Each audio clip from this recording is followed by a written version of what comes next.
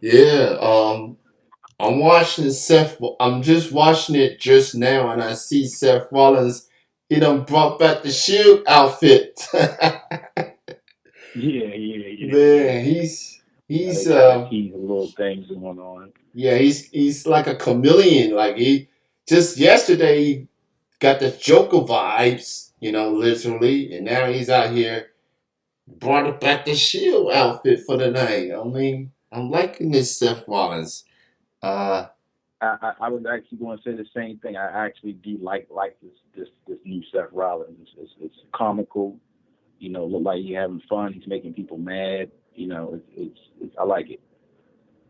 yeah, so we'll definitely get to more on that later, man. But it has been, let's see, close to 5 years since we last talked. Uh, Once upon a time, I hosted a show called Triple Threat Wrestling Radio, and Right. that show ended as of last year. And I'm now starting to interview wrestlers on this show now. So any chance I can get former guests for that show on here, that's pretty dope. Uh, so I have been paying attention to a lot of people and see what they've been up to. So as far as you, man, you definitely doing big things, winning championships, making a name for yourself, man. Like, how you feeling about your just about wrestling in general, as far as being part of it at the R you've been able to do? Yeah, I mean, things happen so quick, man, and then I don't really have much time to think, back so far, but it's everything that I expected it to be, and there were also things that I didn't expect it to be. But being able to just be a person where you know promoters and companies they see the value in you and they're willing to invest, give you that opportunity to go out there and hit a home run. That kind of says a lot about your work ethic right there. A lot has changed within these past what it was about. You said 5 years. Yeah. Yeah, like, so a lot has changed. You know what I'm saying? I've definitely seen more and had more experiences. Got a chance to work with the WWE. Done some work with the Impact Wrestling. So just getting getting different doors open and seeing what's behind these different doors and trying to prepare myself for the next level. So I watched. I'm on Twitter recently, and I seen a interview um that Randy Orton did with Ariel, um, and he was talking about as far as how wrestling has changed a lot, as far as younger people getting into the business and so forth. And he's not naming names per se, but he's basically saying like to the young up and comers per se, it's like I guess I'm paraphrasing. He's kind of like the respect's not what it used to be between the young talent and the veterans. Um, is that something you've ever experienced at one point in your career? Have you seen that young talent, not going through what veterans have been through? What's your take on that? I can like just being around and being in different spaces. I've actually seen it both ways, where I've seen younger guys that were very humble and very willing to learn and showing me the respect. And I've seen environments where the younger guys coming up to care less about what's going on in the match before them or anything else. They all want to go out and have a WrestleMania match. And the vets would tell us, hey, come in, you shake everybody's hand, you watch all the matches if you can, and don't duplicate the same things that you see, everything like that. Don't go out there and have a WrestleMania match, and stuff like that. But a lot of those, a lot of those type of things are slowly, I would say, fading away in some spaces. So there's a little bit good in some old school and a little bit of just different ways to kind of look at it. But yeah, I'm not going to say like there are no guys that are like respect in the business and stuff like that. But it's kind of like that everywhere. You get some good ones, you get some bad ones. I definitely agree with that. Um, as people just got different feelings about it, I guess, and it can go both ways per se. Um, in order for wrestling to keep going and keep growing and evolving per se, it's everybody gotta, you putting your bodies on the line. You gotta have a lot of trust in your opponent, like they're gonna take care of you. Absolutely. So it's definitely a challenge for sure. Uh, so you've definitely done a lot of amazing things. Obviously, you've had a lot of success. Now we're in a new year, 2022. Um, what are your goals for 2022? What do you want to accomplish? What does the King Beast himself have in store for this year?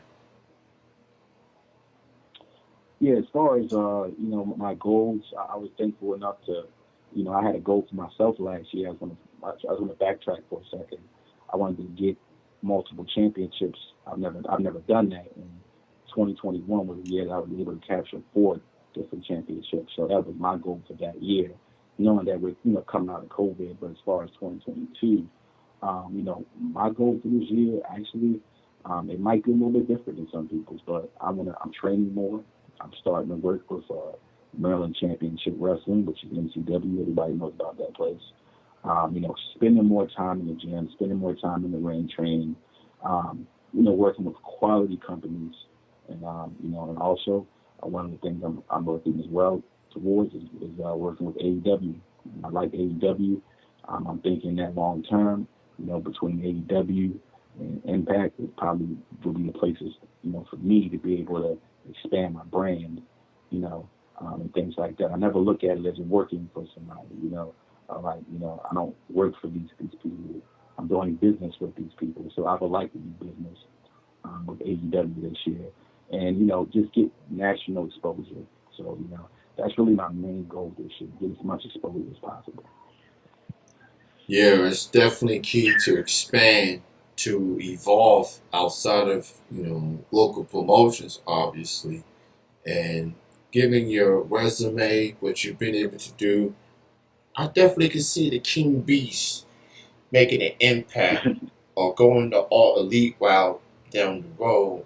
Um, what I like, I guess one of the few things I like about wrestling these days is quote unquote the forbidden door, which has definitely become a trend. Seeing people from different promotions go to another promotion and we get a big time match here and there. So Right. with that being said, like, what's your thoughts on the Forbidden Door? You think it's a good look, or something more could be done? What's your take on the whole Forbidden Door thing?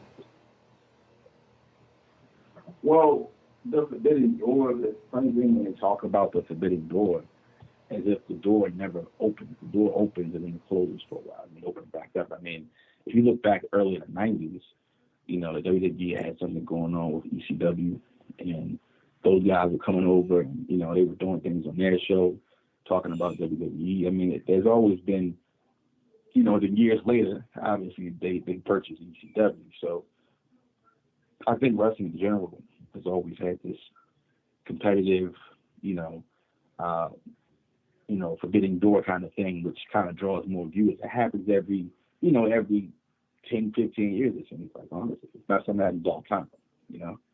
I mean, I think it's good for the product in general. It's good for the business.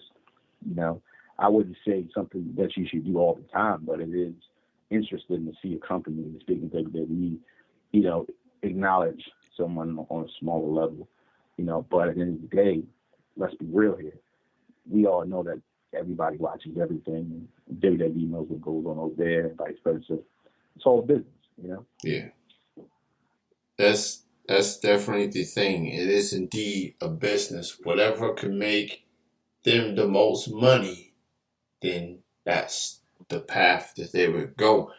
Um, them having Mickey James at the Royal Rumble tonight, definitely a big deal. You know, her being under contract with Impact, her being the Knockouts champion, being in the Royal Rumble match, especially after all that happened last year with her and the promotion. So definitely look like she's back on good terms with him. Otherwise, she would have just be like, nah, I'll keep doing my thing at Impact. So, you know, whatever makes the most money sense, definitely the Forbidden Door will definitely be an ongoing thing. I do like AEW showcasing indie talent, especially on their dark shows and dark elevation shows. So I definitely hope that they keep doing that, and maybe they'll get a bigger push into the Dynamite and Rampage shows as well.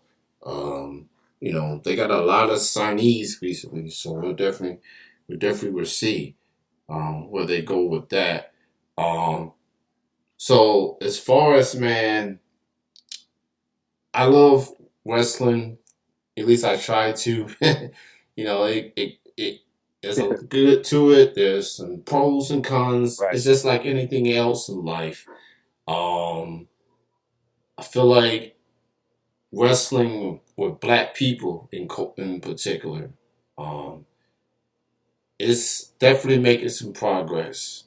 Maybe one promotion more than the other, but at least they see that black people can draw. That could be main event people. That could be getting big opportunities. And I guess from Biggie to Bobby, Kofi, and then Right. plethora of other guys. Jonathan Gresham of the Ring of Honor. Hmm. Um, it's it's encouraging. Me being a black wrestling fan, seeing people that look like me and talk like me, is encouraging. We almost are 30 Exactly. years to the day that Juan Simmons was the first Black World Heavyweight Champion.